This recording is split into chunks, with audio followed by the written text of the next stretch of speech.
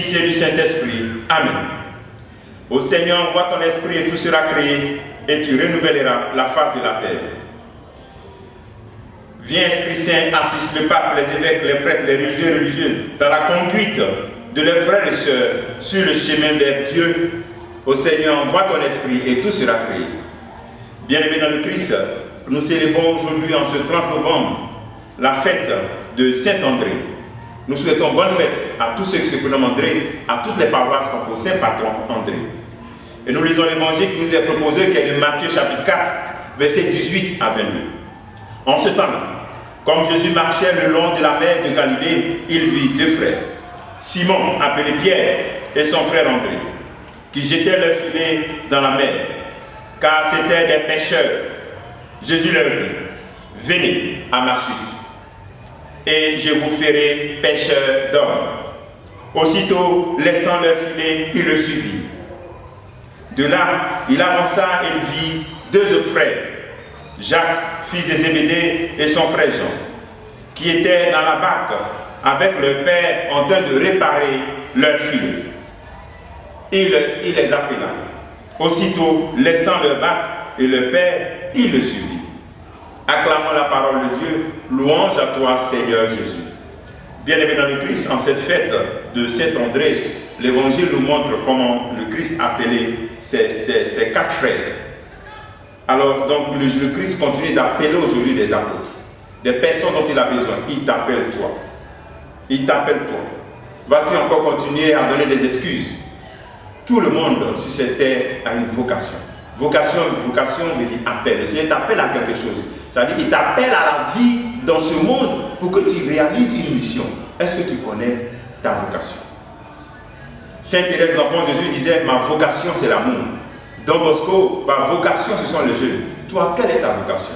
Ne pensons pas à quelque chose d'extraordinaire, mais des petites choses. Ta vocation peut être la joie. Ta vocation peut être de s'aimer le pardon. Donc discerne ta vocation.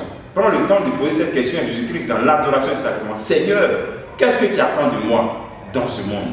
Qu'est-ce que tu veux que je fasse de toi? Souvent on a peur de poser cette question parce que ça va nous engager. Mais n'ayons pas peur. Ces personnes étaient des pécheurs, mais c'est des personnes saines, des personnes normales. Le Seigneur n'appelle pas des personnes extraordinaires, mais en t'appelant, il fait de toi une personne extraordinaire. Le deuxième élément, c'est aussitôt. Il laisse aussitôt. Le caractère particulier de l'appel de Christ, c'est aussitôt. Et je voudrais que nous puissions aussi méditer sur la spiritualité de l'aussitôt. La spiritualité de l'aussitôt, c'est de dire, quand j'entends, je fais. Quand on m'appelle, je dis oui, je m'en vais. Aussitôt. Aujourd'hui, dans notre monde, nous avons perdu cette spiritualité de l'aussitôt. Nous prenons le temps pour donner une réponse positive. C'est vrai, on a besoin de discerner. Mais je veux dire, pour commencer le discernement, il faut dire aussitôt oui, comme la Vierge Marie. Aussitôt, c'est des chrétiens de la réactivité, qui anticipent, qui voient les besoins et qui essaient d'y répondre. Qui n'attendent pas toujours qu'on leur dise fais ceci, fais cela. La réactivité, je perçois et je réponds. Don Bosco a vu les jeunes dans la rue, il a dit il veut être leur ami. C'est cela, la spiritualité de l'aussitôt.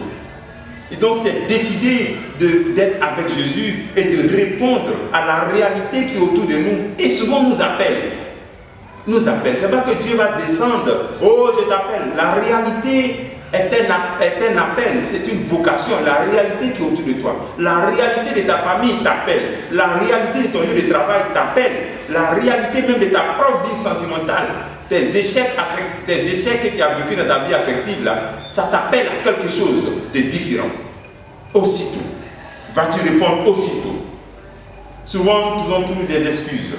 Mais vas-tu surmonter ces excuses? Ces excuses, souvent, c'est ton plan de vie. Aujourd'hui, au niveau vocationnel, même pour ceux qui se rapprochent de la vie religieuse ou qui deviennent prêtres, beaucoup de jeunes ne veulent plus.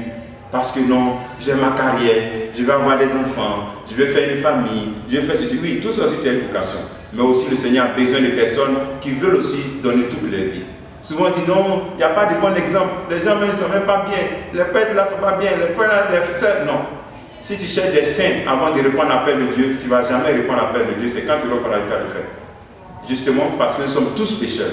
Mais nous sommes en marche vers la Jérusalem céleste. C'est pour cela que, quelle que soit la réalité de scandale que tu vas voir, quel que soit ce qui va te scandaliser, va te décevoir, Dieu est Dieu et c'est lui qui t'appelle. Donc réponds à son appel et laisse ces excuses-là et rentre dans la spiritualité de l'aussitôt.